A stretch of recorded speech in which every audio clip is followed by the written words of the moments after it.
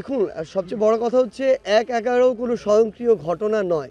বিভিন্ন ঘটনার পরিপ্রেক্ষিতে একটা গোষ্ঠী সুযোগ নিয়ে এটা ঘটাতে একসময় বাধ্য করে, একসময় প্ররোচিত করে। আমরা আমাদের জায়গা থেকে মনে করি খুব স্বাভাবিকভাবেই রাজনীতির মাঠে পক্ষে বিপক্ষে কথা থাকবে যে কোনো বিষয়ে। এটাই সৌন্দর্য। একটু আগে যেমন তিনি বললেন যে এই যে কোনো বিষয়ের পক্ষে বিপক্ষে মতামত, এটাই ডেমোক্রেসির চর্চা।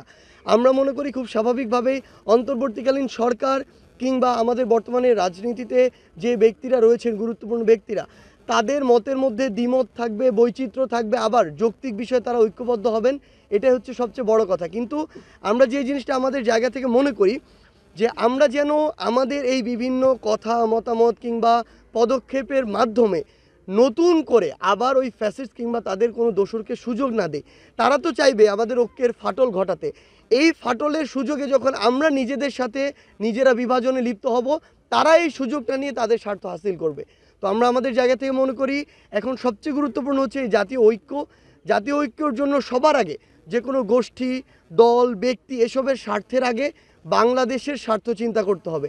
এবং আমরা যদি সেটা এখন চিন্তা করতে পারি, তাহলেই যে বাংলাদেশে আমরা প্রত্যাশা করি এই অভ্যুত্থানের যে স্পিরিট, সেটা সফল হওয়া সম্ভব। আর যদি সেটা না পারি, তাহলে খুব স্বাভাবিকভাবে শুধু দেশে না, এই চক্রান্ত কিন্তু এখন দেশের বাইরে থেকে হচ্ছে। এবং এই খুনি হাসিনা তিনি কিন্তু দেশের বাইরে থেকে এই বাংলাদেশের মানুষের যে লক্ষ কোটি টাকা চুরি করে নিয়ে গিয়েছেন, সেগুলো দিয়ে এখন এই প্রোপাগান্ডা ছড়াচ্ছে, চক্রান্ত করছে।